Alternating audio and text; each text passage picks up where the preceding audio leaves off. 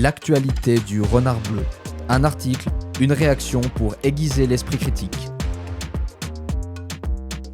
Le jeu vidéo, nouveau moteur de transformation sociale. C'est un article J'ai un pote dans la com par Lenny Ronfart et c'est en collaboration avec Dowino qui est une entreprise lyonnaise et qui fabrique des serious games entre autres, qui est une entreprise, un studio en fait, moi que j'apprécie beaucoup. Le 19 mai 2025, Dowino, studio lyonnais expert des serious games à impact social et environnemental, publie une analyse sur la force des récits dans le jeu vidéo. Alors que l'industrie vidéoludique s'engage de plus en plus pour sensibiliser et provoquer des changements de comportement, Dowino met en lumière le rôle essentiel de la narration pour capter l'attention, susciter l'émotion et favoriser l'apprentissage. Alors, je vous le dis tout de suite, c'est un article qui commence bien, déjà parce qu'il y a Dowino et moi j'aime beaucoup ce qu'ils font, mais aussi parce que là on va parler de narration, de sensibilité dans le jeu vidéo et de ce que ça permet d'apporter en termes de contenu, de message, et ça c'est vraiment très intéressant. Depuis plusieurs années, il s'impose aussi comme un outil de sensibilisation et de changement de comportement. Serious Game, jeux thérapeutiques ou encore expériences narratives engagées multiplient les initiatives. Mais au cœur de ce phénomène, un levier reste essentiel, la narration. Histoire immersive, récits interactifs et personnages auxquels le joueur s'attache peuvent provoquer des prises de conscience durables. Comment le storytelling devient-il un moteur d'impact ? Focus. Depuis longtemps, la gamification, soit l'utilisation de mécaniques ludiques dans des contextes non ludiques, est reconnue pour ses effets sur la motivation et l'engagement. Par le plaisir qu'elle procure, les récompenses qu'elle distribue et les expériences sociales qu'elle encourage, elle crée un cadre favorable à l'évolution des comportements. Le studio lyonnais Dowino intègre cette approche dans ses créations en mobilisant des modèles issus des sciences comportementales à l'image du modèle de BG Fogg qui articule motivation, capacité et déclencheur pour favoriser l'action. Au-delà des mécaniques de jeu, c'est la puissance du récit qui capte, touche et transforme. En invitant les joueurs à vivre une histoire qui fait écho à leur expérience ou qui les projette dans des situations inédites, les serious games créent des connexions émotionnelles fortes. Ces émotions facilitent la compréhension et l'acceptation de messages sensibles, qu'il s'agisse de santé mentale, de handicap ou de discrimination au travail. Selon plusieurs études, dont celle d'Emily Knoll et Min Liu, donc Université du Texas, la narration agit à 4 niveaux dans les jeux sérieux: immersion, engagement, motivation et apprentissage. Une histoire forte soutenue par des graphismes soignés, une ambiance immersive, capte l'attention du joueur. Le scénario dynamise l'expérience et maintient l'envie d'aller plus loin, tandis que l'identification au personnage ou la possibilité de participer à la construction du récit renforce l'implication et la mémorisation.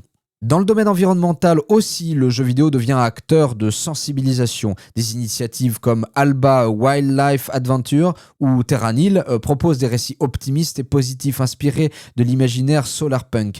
Ils offrent aux joueurs l'occasion d'incarner des personnages capables d'agir pour un monde meilleur. Une manière efficace de nourrir l'espoir et la confiance en sa capacité à changer les choses. Même constat du côté des serious games qui, en diversifiant les personnages et les situations, proposent des récits inclusifs et porteurs de nouveaux référentiels. Pour transformer les mentalités et encourager des comportements responsables, les récits vidéoludiques doivent susciter des émotions et offrir des perspectives positives.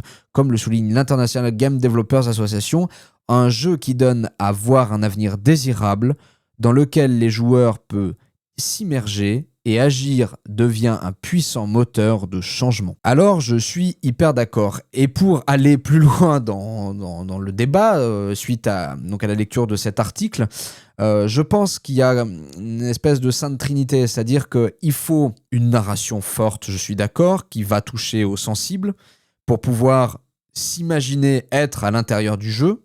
Ça me semble important. Il faut un univers cohérent qui colle aussi à l'écriture, et dans l'univers cohérent on peut coller les aspects, rapprocher les aspects graphiques, mais attention, aspect graphique ne veut pas dire qu'il faut que ce soit des graphismes AAA. J'ai des tas d'exemples de graphismes qui embarquent et qui pourtant sont des graphismes simples ou en 2 dimensions ou en pixel art, mais qui permettent de faire un univers cohérent.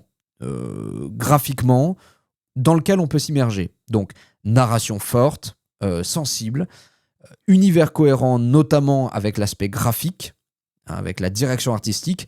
Et la troisième chose me paraît être, dans la Sainte Trinité, évidemment, la question de la mécanique des gameplays. C'est-à-dire que quand il n'y a pas de mécanique de gameplay, ou que la mécanique est faible, que les boucles de gameplay sont pas très travaillées, sont trop simplistes, alors, d'après moi, c'est difficile d'être embarqué. Et d'ailleurs, c'est ça dans un jeu qui peut coûter très cher en termes de développement parce qu'il faut aller imaginer des mécaniques qui collent à l'univers, qui collent à la DA, qui collent à la narration et que tout ça fonctionne correctement. C'est ça qui est, à mon sens, le plus dur à créer. Bon, quand on parle de serious game, quand on parle de jeu à impact et donc le message qu'on veut faire passer, oui, il me semble que si on touche à ces trois sphères et qu'elles sont bien menées, cohérentes, alors il se joue quelque chose.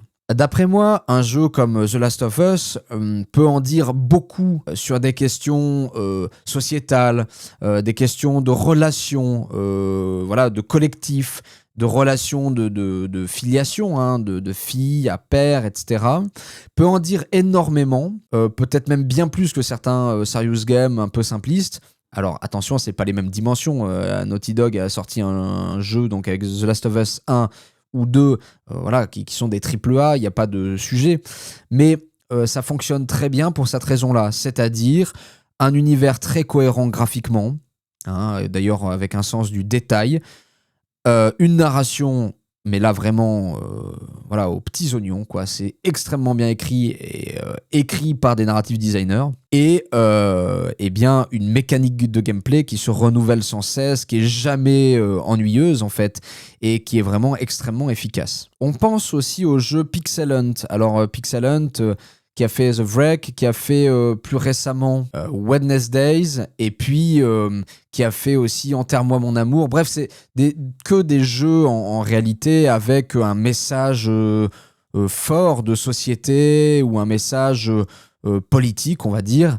Moi, je trouve perso que c'est vraiment du super boulot, mais il y a toujours pour moi, au fond, une problématique de gameplay. C'est-à-dire que ce sont plutôt des visual novels et l'écriture est incroyable et j'ai adoré jouer à Wednesdays et je vous le conseille très largement, même si c'est un jeu qui parle d'inceste, donc c'est très dur et donc on n'a pas forcément envie d'y jouer, mais je vous assure que c'est traité de manière tellement lumineuse. En fait, je suis assez d'accord aussi avec donc la journaliste qui dit il faut des récits désirables. En gros, elle le dit pas comme ça, mais c'est moi qui le dis comme ça, mais il faut des récits désirables. Et dans Wednesdays, il y a une forme de récit désirable. On n'a pas envie de parler d'inceste parce que c'est très dur.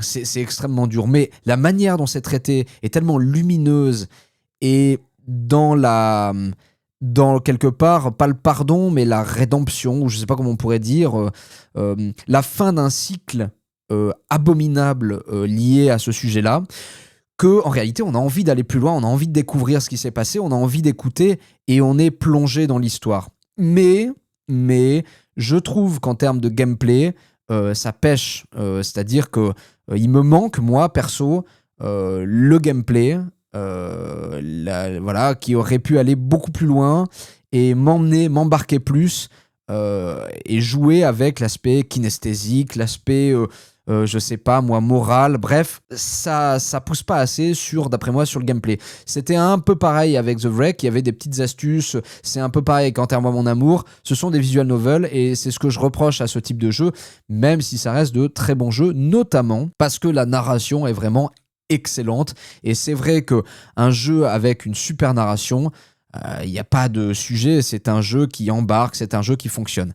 Et j'arrête pas de le dire, si vous regardez mes tests, si vous regardez mes streams, mes lives sur Twitch, je vous invite d'ailleurs à me suivre, à vous abonner si vous êtes intéressé, j'arrête pas de dire, s'il vous plaît, les studios, les AA, les AAA, faites appel à des narrative designers, faites appel à des professionnels de la narration, parce que ça change tout. Voilà, encore une fois, je suis super content d'avoir parlé un tout petit peu de Dowino. Je vous invite à aller voir sur leur site. Ils font des tas de jeux sérieux. Ils ont fait d'ailleurs un jeu que vous pouvez télécharger sur Steam qui s'appelle donc Blind Legend. Ça fait quelques années qu'ils ont sorti ça, qui est un jeu hyper original qui est en fait pour les malvoyants ou les non-voyants. Donc du coup, tout se joue bien au casque. Et c'est vrai que c'est assez bluffant, c'est assez amusant. Là, pour le coup, il y a une mécanique de gameplay qui est vraiment intéressante. intéressante et puissante. Bref, et puis ils font des tas d'autres trucs, je vous invite à aller voir sur leur site, c'est vraiment passionnant. En tout cas, je vous remercie de m'avoir écouté, si le contenu vous intéresse et si tout ce que je raconte vous paraît cohérent et intéressant, alors